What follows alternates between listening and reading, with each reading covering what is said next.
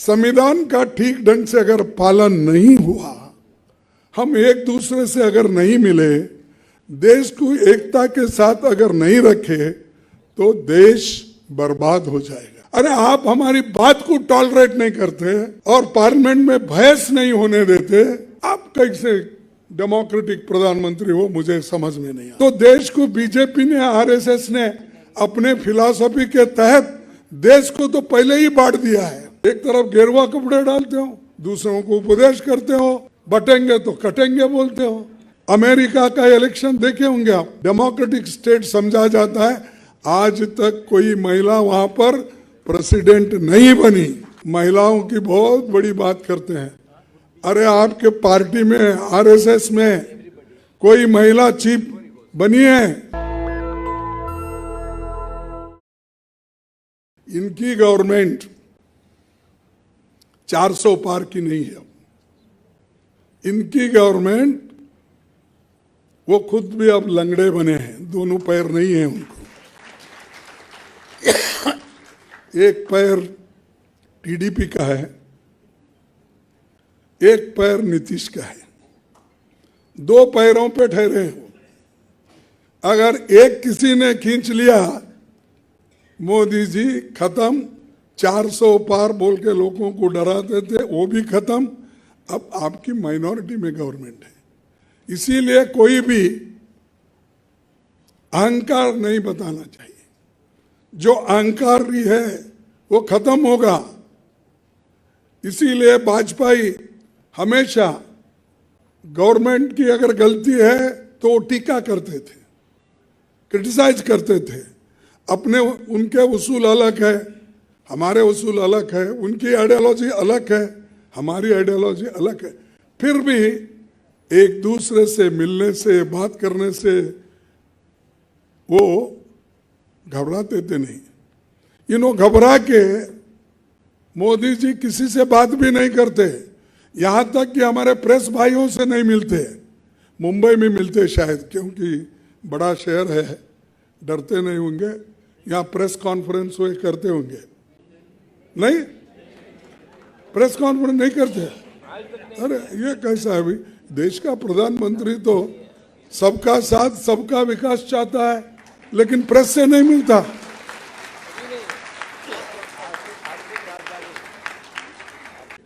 कि डिस्कशन से बहुत से चीजें हम सुलझ सकते हैं। ये तो डेमोक्रेसी की खूबी है।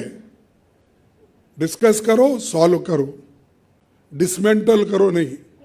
डेमोक्रेसी को डिसमेंटल नहीं करना, वो काम ये कर रहे हैं। वो वाजपेयी नहीं करते थे पहले। वाजपेयी तो जब बांग्लादेश में एक हुकूमत को निकालकर उसको आज़ादी करने के लिए पाकिस्तान के खिलाफ जो लड़ाई चली, उसमें इंदिरा गांधी जी ने बांग्लादेश को सपोर्ट किया और उनको आज़ादी दिलाई, वहां पर डेमोक्रेसी की स्थापना की। इसको बोलते हैं लीडर। और उस वक्त यही हमारे वाजपेयी साहब बोले, इंदिरा गांधी तो दुर्गा है। उन्होंने खुद बोले, उनके लोग अब कुछ क्यों नहीं बोलते, लेकिन बोले ये तो देश को बचाने वाली दुर्गा है। और दुर्गा माता अपना काम करके दिखाई। वो बांग्लादेश को लिबरेट करी, आज़ादी दिलाई। इसीलिए उनके मुंह से ये शब्द निकले। पंडित जी की तारीफ भी करते थे, पंडित जी उनकी तारीफ करते थे। एक ना एक दिन एक जो सदस्य है इस देश का बहुत बड़ा ओहदा संभालेगा, ये वो कर। अब हम देखते हैं वहाँ मोदी भी लड़ते हैं, हम लोग भी लड़ना पड़ता है। एक दूसरे को बाचाबाची करते हैं, जैसा वो पाकिस्तान में चल रहा देखिए असेंबली में।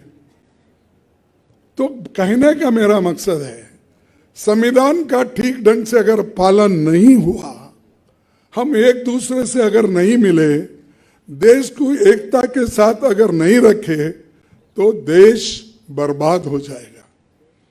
ये कटोंगे मटेंगे क्या है, बटोंगे तो कटोंगे, एक है तो सब है, क्या बोले, हाँ एक है तो सेफ है। अब सेफ नहीं है क्या देश? नहीं, अब कोई खतरा है देश में। अगर खतरा किसी से है तो आरएसएस और बीजेपी से ही खतरा है।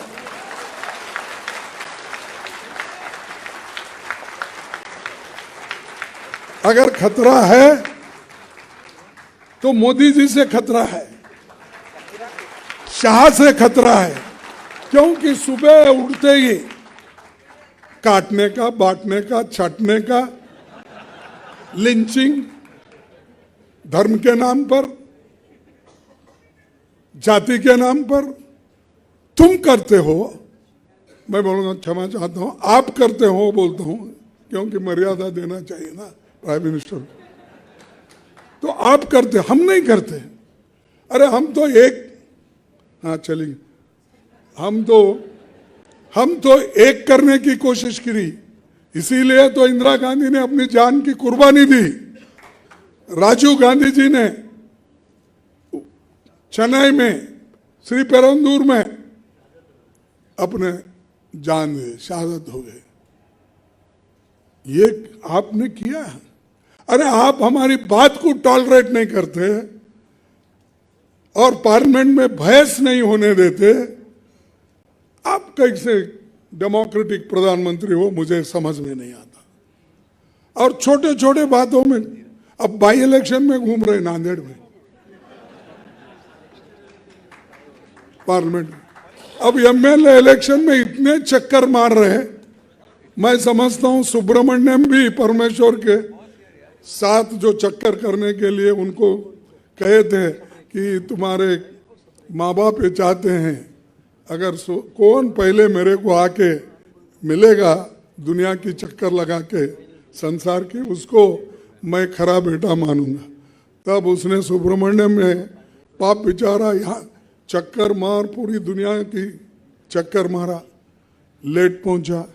वो गणपति वहीं बैठे थे उसके पाद के पास, पैर के पास।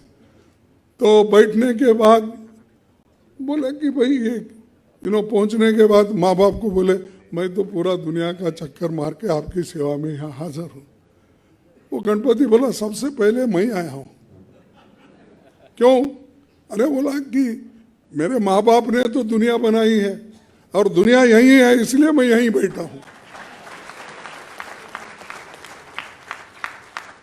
तो ऐसे लोग हैं।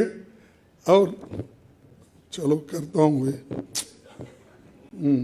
तो ये लोग ऐसे हैं कि एक तो हर चीज को तोड़ मरोड़ के पेश करते हैं और करके लोगों को डिवीजन करते हैं और लोगों को बांटते हैं। अब कास्ट सिस्टम पर आए, अगर मैं बोले तो गलती नहीं होना, क्षमा करना चाहिए, मैं आपसे पूछूं। अरे देश को पहले ही तुमने वो मनुस्मृति लाके सबको बांटा है। कोई ऊपर है, कोई सेकंड लाइन में है, कोई थर्ड लाइन में है, कोई आखिरी लाइन में है, और एक अब पांचवी पंक्ति आ गई। तो देश को बीजेपी ने, आरएसएस ने अपने फिलॉसफी के तहत देश को तो पहले ही बांट दिया है। अब बचा कुछ है, लोग जो होशियार है, जो वकील है, इंटेलेक्चुअल्स है, ह्यूमैनिटी जानते हैं, वैसे लोगों को काटने की सोच रहे। तो ये जो है काम वो लोग कर रहे हैं, हम नहीं करते। हम तो सबको एक बनाना चाहते हैं, इकट्ठा रखना चाहते हैं, लेकिन वो नहीं, इसके खिलाफ हैं। और मैं जो मोदी जी ने एक मुहिम चलाई, वो क्या है, जो सरकार ये उनकी नहीं बन सकती, वहाँ पर ईडी लगाने का, सीबीआई का, सीवीसी का और इंफॉर्मेशन कमीशन के तहत काम करने का उन्होंने करके सब लीडरों को कुछ ना कुछ दब्बा लगा के वो जेल में डालने का, फिर बेल में बाहर आने का, ये सब डेमोक्रेसी ने व्यवस्था अगर किसी ने की तो ये मोदी सरकार ने की है। और इस ईडी सीबीआई कितने दिन डराएंगे आप, कितने लोगों को जेल में डालेंगे? ये संभव नहीं जब तक हम एक है, तब तक सब लोग इस संविधान की हिफाजत करेंगे और जनतंत्र का हिफाजत करेंगे। कौन एक साधु के बेस में रहते हैं लेकिन अच्छे पॉलिटिशियंस बन गए हैं, चीफ मिनिस्टर भी बने हैं, और उनका गेरुआ कपड़े पहनते हैं और सर पे बाल भी नहीं रखते। तो ऐसे एक नेता है जो बीजेपी ने पैदा किए। ठीक है कि हम मुझसे कोई गिला, मैं ये कह रहा हूँ उनको, बीजेपी को, या तो सफेद कपड़े डालो या तो सन्यासी कपड़े डालते हो, गेरुआ डालते हो, पॉलिटिक्स से बाहर हो जाओ।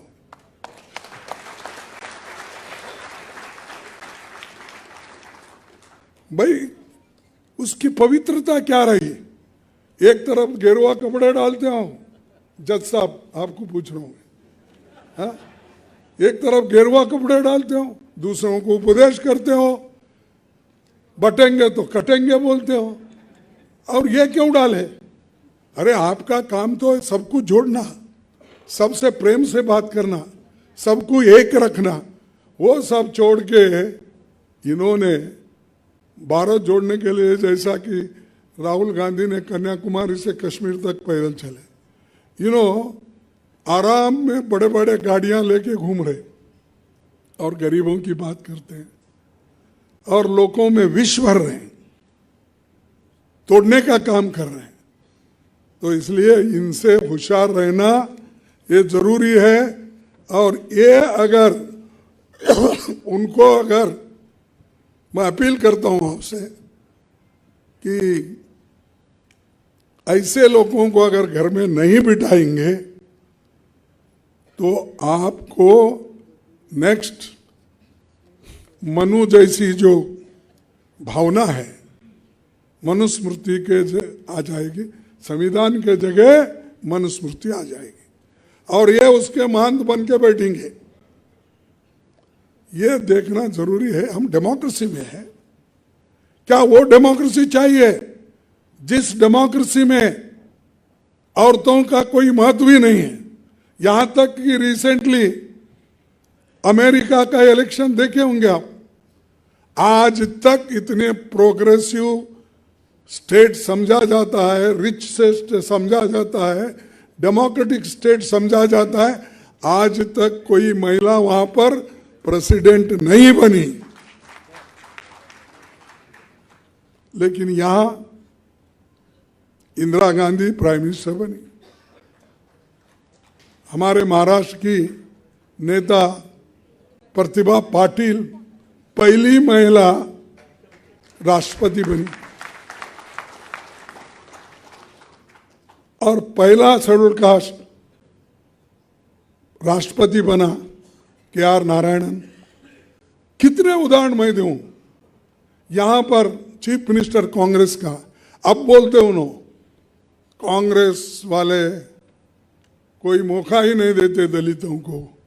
अरे बाबा, तुमसे पहले कांग्रेस में यशवंतराव चव्हाण जी ने और चंद लोगों ने मिलके पहला आदमी बंजारे का 12 साल चीफ मिनिस्टर था। कोई है 12 साल सतत? बंजारा समाज का कोई होता चीफ मिनिस्टर? वही होते ना। तो उन्होंने बने, उसके बाद फिर सुधाकर नाइक बने 2 बार। ये तुम बनाए क्या कहीं? और 16-17 साल चीफ मिनिस्टर शिंदे साहब बने। इतने तो हमारे पास बनाए, तुम क्या बनाए? तो आप तो थैली उठाने का, मैं दलित माइनॉरिटी की बात नहीं कर रहा हूँ, दलित लोगों की बात, अछूत लोगों की बात कर रहा हूँ।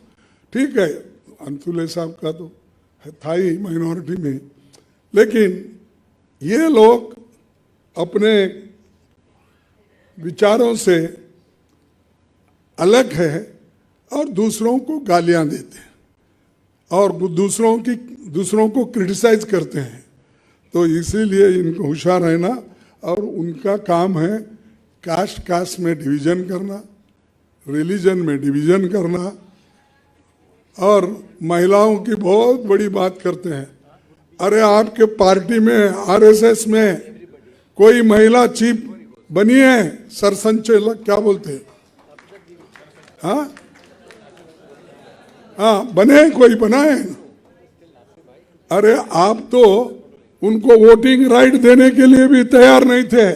ये संविधान ने स्त्री और पुरुष को एक किया, बाबा साहब अम्बेडकर की देन है, नेहरू जी की देन है।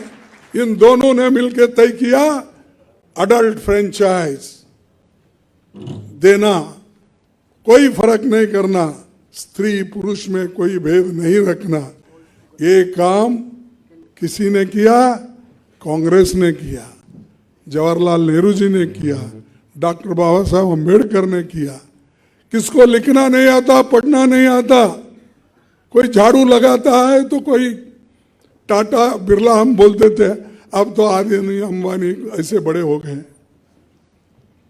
ये लोगों के लिए है समझते थे, लेकिन आज जो हथियार आपके पास है वो हथियार का सही उपयोग करो, नहीं तो हमको मिली हुई आज़ादी, वोट की आज़ादी, नेता चुनने की आज़ादी, चीफ मिनिस्टर चुनने की आज़ादी, प्राइम मिनिस्टर चुनने की आज़ादी, ये खत्म हो जाएगा।